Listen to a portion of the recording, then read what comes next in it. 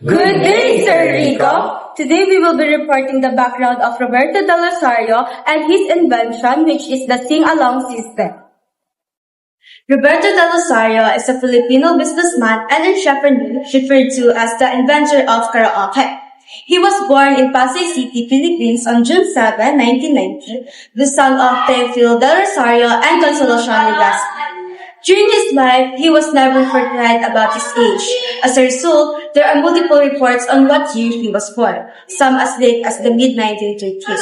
His son, Ron Del Rosario, reported the June 1919 birthday in a genealogical report.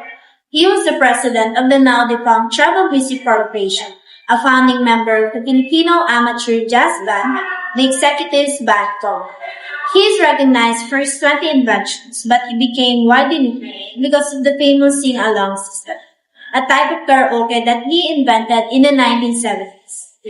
This machine is widely recognized as the first karaoke-type device. His creation transformed how people enjoyed music, making singing a fun and social experience for everyone, not just professional performers. Question number 1. What specialization or fields did they focus on? Roberto Del Rosario focused on music and sound engineering. Question number 2. What the struggle did they go through to be successful in their endeavors?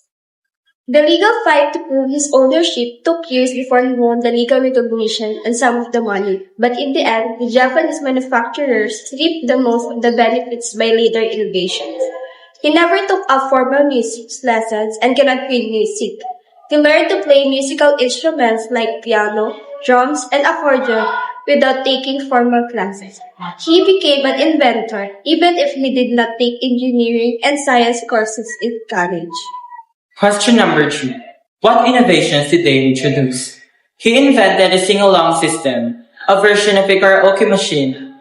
He described his sing-along system as a handy multipurpose, compact machine that incorporates an amplifier speaker, 1 or 2 tape mechanisms, an optional tuner or radio, and a microphone mixer with features to enhance one's voice, such as the echo or reverb, to stimulate an opera hall or a studio sound. The whole system was enclosed in one cabinet case.